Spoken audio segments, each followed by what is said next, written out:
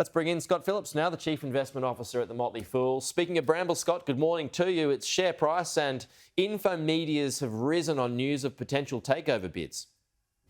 Pete, good morning. Yeah, massive increase for Brambles. It's a funny old day when industrials beat tech. It's almost like being back in 1980 all of a sudden.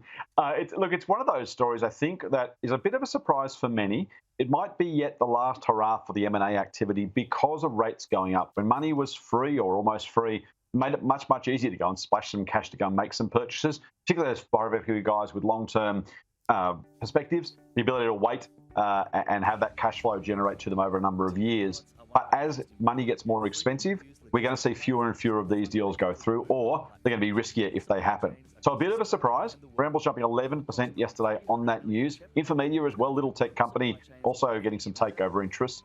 Fascinating in terms of the Infomedia story. Brambles not a big surprise. Logistics cash flows are really, really valuable for a lot of private equity mobs, so this is not a big surprise.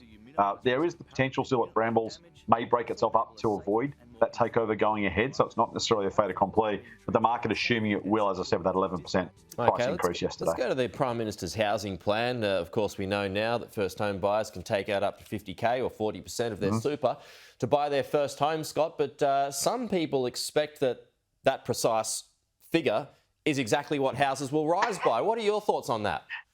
Just about. Reports today that $45,000 might be the average increase in Sydney house prices in particular, probably proportional around the rest of the country where prices are a bit different.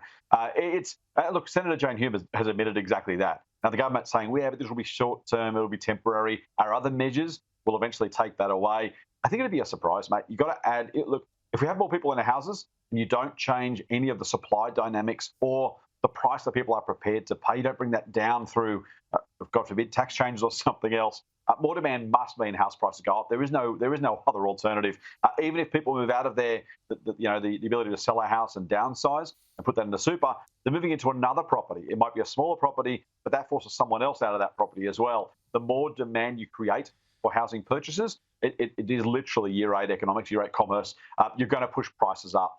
Now, that's not necessarily a bad thing. I think this is where you need to be a little bit careful.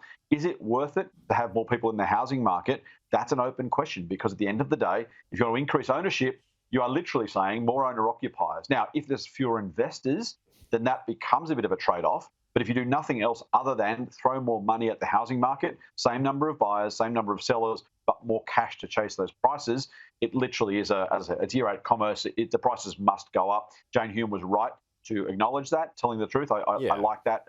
Polly's often dissemble, lie, obfuscate, refuse to answer the question. She went, you know what? Going to push prices? Yeah, of course it is. And that was a really, really honest response from Senator. No, I think it's hard to argue against that too, because, I mean, demand is demand. We've seen that for a while. There's no way you can say that prices will go down or they'll flatline, because demand is still demand. People will pay whatever they need to get that property.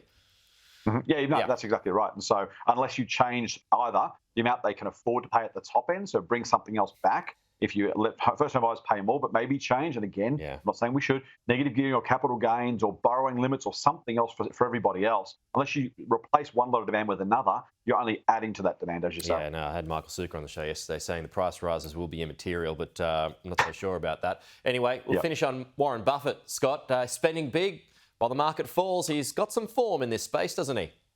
Always nice to finish with Warren Buffett, Pete. Yeah, this is really important. We saw headlines yesterday. $16 trillion has been lost from global capital markets in the latest slump, which is a pretty significant amount of money, I don't need to tell you. So that's one side of the story. On the other side, we look back and say, hey, the market's fallen. And then you look at people like Buffett who are saying, yep, and I'm out there shopping. And it's a reminder, I think, from Buffett himself that if you're going to think about how to act in markets, if everyone else is selling and Buffett's buying, you can choose to be either them or him.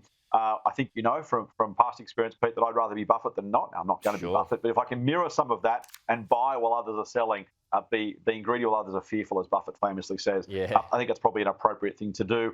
There's been so many times over his career, my career in this game, where people said Buffett's lost it, Buffett's passed it. You know, what's wrong, Warren, was one of the famous headlines in 1999, believe it or not. We all know what happened next there. The tech crash followed soon after.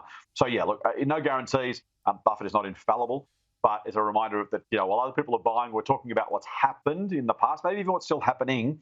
He's out there saying the future is bright. He's still buying. So maybe there's a clue in that for the rest of us. Okay. Scott, good to see you as always. We'll chat to you soon. No.